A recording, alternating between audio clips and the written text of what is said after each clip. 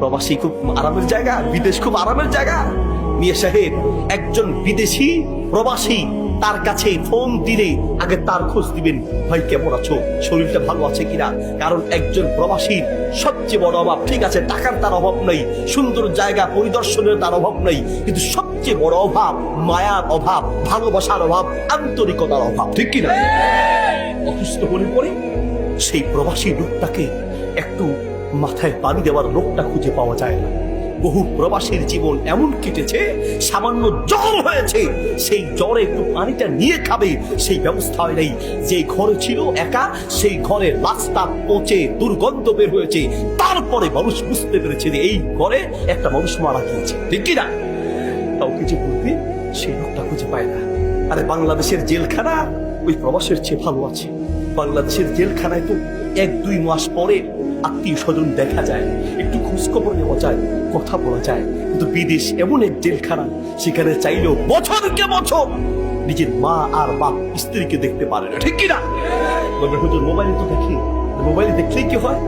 মোবাইলে দেখলে কি হয়?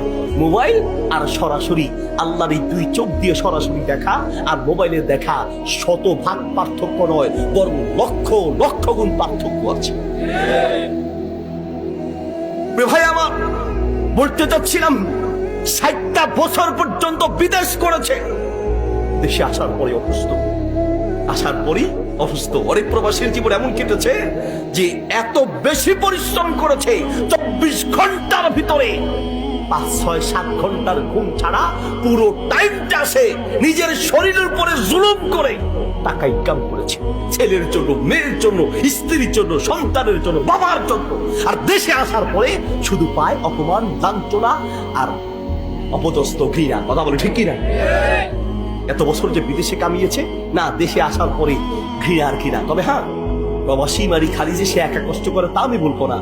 প্রবাসীর প্রত্যেকটা স্ত্রী তারও কষ্ট আছে, কারণ স্বামী ছাড়া একজন স্ত্রী স্বামী ছাড়া চলা যে কত কঠিন, এটা ভুক্তভোগী নারী ছাড়া পৃথিবীর কেউ বুঝতে পারবে না, ঠিক আছে?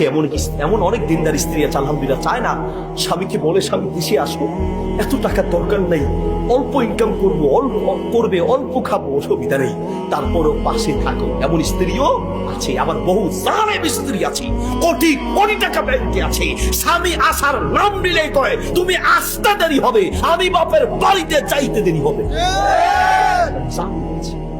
এমন জালেমও আছে। করোনায় কঠিন মুহূর্ত চলছে, এক প্রবাসী তো ফোন দিয়ে চোখের পানি ছেড়ে দিয়েছে।